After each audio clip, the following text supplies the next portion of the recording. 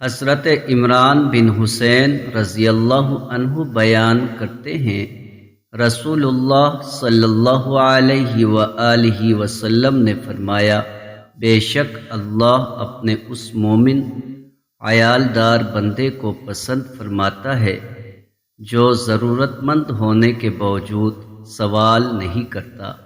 مشکوٰۃ المصابیح حدیث نمبر 5265۔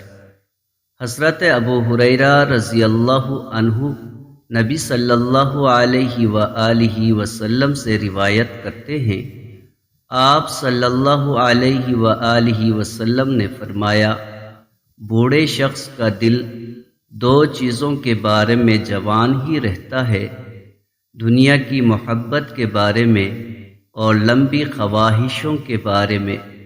مشکوٰۃ المصابیح حدیث نمبر 5271۔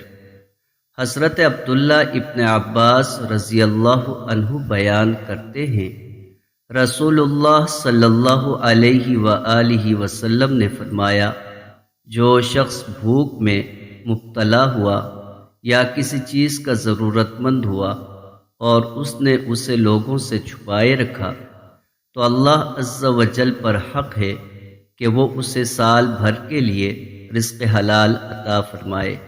مشکوٰۃ المصابیح حدیث نمبر 5264۔